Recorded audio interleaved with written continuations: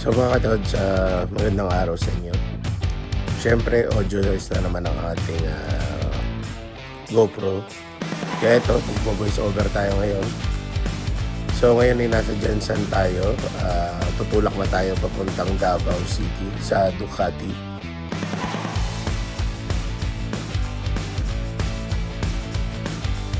So medyo umulan no night before.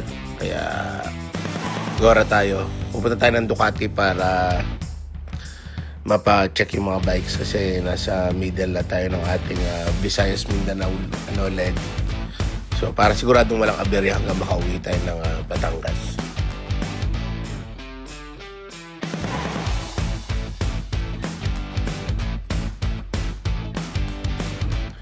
So isa sa nakakatuwa dito sa Davao, napakalapad ng kalsada. Nakita nyo naman, 6 lanes yata yan. So 3 yung papunta, 3 yung pabalik. Grabe. So stopover kami dito. Nandito kami sa boundary ng Davao del Sur at Sarangani province na Welcome Arcs. Picture muna tayo. So again, Twisties Gaming na naman. Mamumundok na naman tayo, no? Tapos, ayan. May road construction. So, antayin natin yan. Pero, taas natin, mga katods. Siyempre, dahil Twisties Gaming, masaya na naman yung 3 kong kasama. Magaling sila sa mga likuan na mga kabundukan.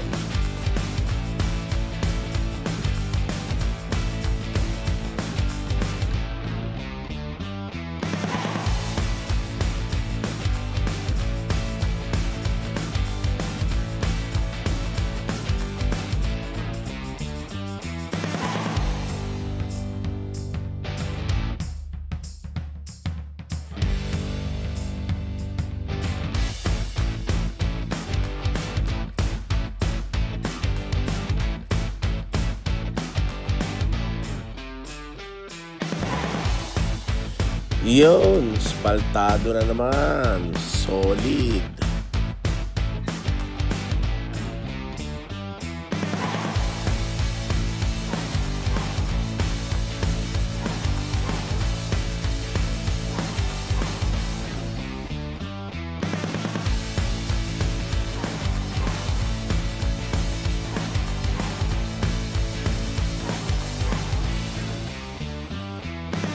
So at this point mga katods, nandito na tayo sa Davao City Coastal Road, which is medyo mahaba ito. So minsan lang tayo nandito, so enjoyin natin itong buong coastal road na bridge nila.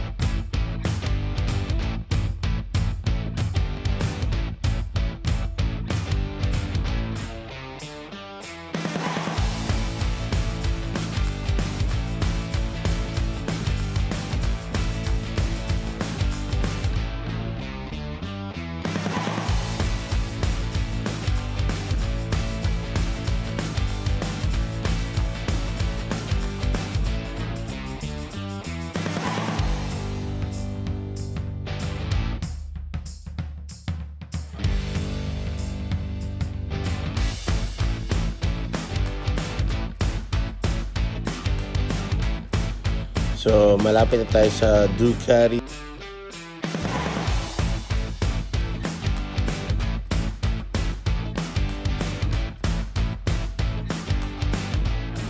And there it is. Ducati Davao.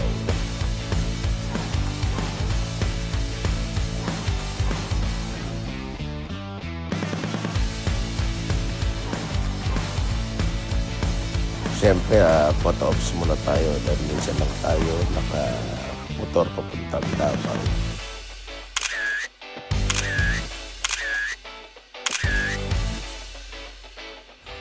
So, tapos na yung mga bikes natin, ano? Nakapagpa-check na tayo at napaayos na yung mga dapat ayusin. Ngayon, tutulak na tayo papuntang Surigao Port. So mga katods, binabagtas na natin ngayon ng karsada papuntang Surigao. So doon tayo magpe-ferry point for today. Sana may audio pa rin. Pucha, patay-patay ang audio natin lately.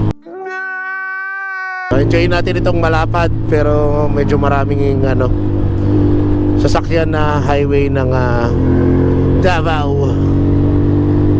Ay, nabangga siya ng pick-up, min. Oh shit, rider down. May natulong naman, min. May tumutulong. Ay, lakas ang bangga, min. Wasak ko. Kita mo? Ingat. Hindi naman pre yung Jollibee. Halos magkalapit lang. Nastapatan lang. Panabo City. So, nasa Panabo City na tayo mga katods, ano? Ewan ko dito. Ay, umovertake nitong Montero. O, hinaharangan lang talaga niya ako. Paano masabi? Tayo nag-aago talaga.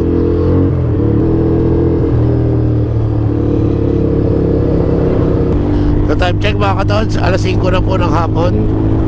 At mahigit isang oras na nating binabagtas itong karsada. Ay putang ina mo. Gago. Bigla nag-U-turn. At nasa Davao de Oro na po tayo. Kaya kirayan na natin to hanggang Surigao. Yun na mga katods, oh. Motorcycle taxi. Oh my God! Wow! So tayo ay nasa Caraga region na mga katods. At nag-uumpisa na magtikip silim. Ito, baka may kainan. Tingnan natin. O palengke to, parang palengke. Wala goma. Ayun, at nawala na naman tayo ng audio. Dito tayo kumain sa isang eatery sa Agusan, kung saan tayo ay nagtinola at saka bulalo. So ito, we're pushing going to Surigao Port kasi we will try to catch up with the 11 PM biyahe papuntang Siargao. So yun mga katods, sumabot naman tayo ng Surigao Port at nakabili tayo ng ticket.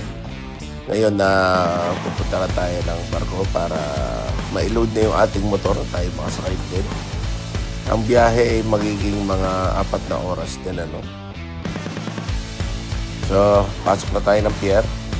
Siyempre, check ng guard kung kumpleto ang ating documents na binigay doon sa ticketing booth at yung ating arastre. So, punta na tayo ng barko mga katods, ano. At this point, dito ko na lang siguro tatapusin ang aking video. Again, maraming salamat sa Scrum Rescue na nakasama natin ngayon. Kay Nong, kay June, at kay Ivan. And maraming salamat sa inyo mga katods na walang sawat nanonood ng ating video. May kwenta man itong wala. Everything is very well appreciated. And again mga katods, this is La Beach Moto. Signing out. Pupush!